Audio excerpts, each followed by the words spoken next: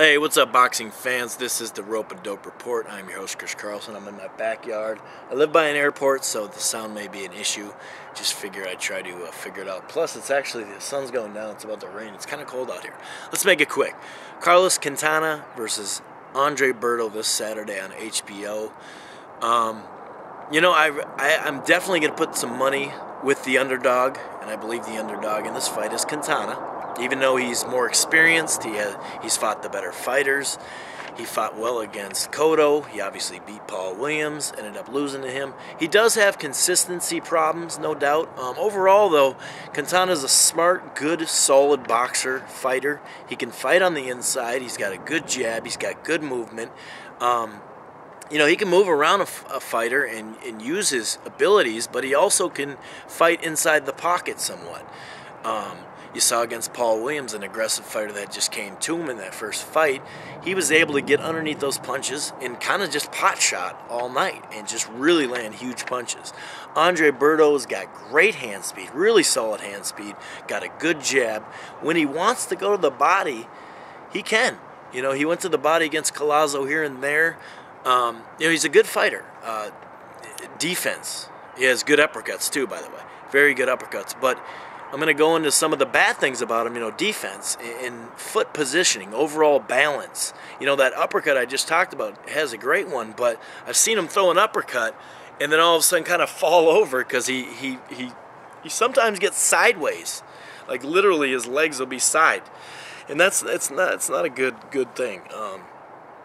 So overall, he has some things to work on before he can be top level at 147.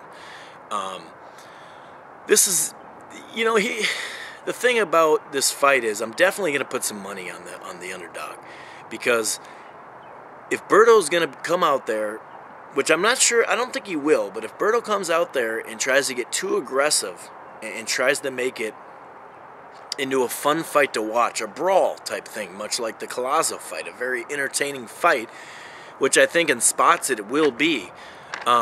I think Quintana would win that fight because if a guy just comes at him, in this situation, I think he's a much more craftier fighter. And that southpaw style could definitely give, and I think will give Berto fits for a while. But if Berto uses his jab and is happy and content to 1-2 him to death and combo him to death and do something different on the inside. The big hug clinch, you know what I mean? I'm not a huge fan of that. I think it can get you in trouble. And it also is, there's a lot sneakier way and slyer way to clinch than just bear hug, you know what I mean? And so the judges aren't, taking away, and the ref isn't taking away points off that, or in the back of the head of a judge. So I think he's got to do something different on the inside. Against Collazo, he wasn't throwing punches on the inside. He was just right there to be hit. Or he was just holding, like against Urango. So he's definitely got to sharpen something up on the inside, and I'm sure he's been working on that. Obviously, the Haiti situation, you never really know which way it could go. It could be on his mind. Personally, I think when you get back to work, and obviously training camp, something that's where you're more secluded and you're just focused, I think that'll help him because it'll, get that stuff out of his mind as much as it can.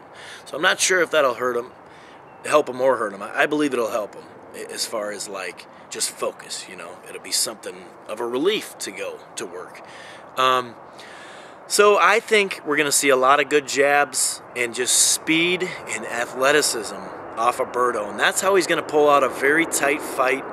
But I do think Berto's going to have to adjust to Quintana because that southpaw style, obviously a good jab and a right hand can get to the southpaw, but southpaws are known to give him trouble. Collazo gave him a lot of trouble. Now, I'm on both sides of that fight. I've seen it a draw. I've seen it a win for Berto. I've seen it a win for Collazo. I've scored it differently every time I've watched the fight. But I did like how Berto did dig out those last couple rounds. And he impressed me when he, just tried to score points, go to the body, jab, use his hand speed. And that's what I think the difference in the fight will be. Like I said, Quintana can definitely win this fight, and I wouldn't be surprised at all. In fact, I'm going to put money on him because he's an underdog. But for the 12th and final round prediction, I'm going to go with a unanimous decision for Andre Berto. This has been another edition of the Rope-A-Dope Report. Make sure you check out Rope-A-Dope Radio. Peace.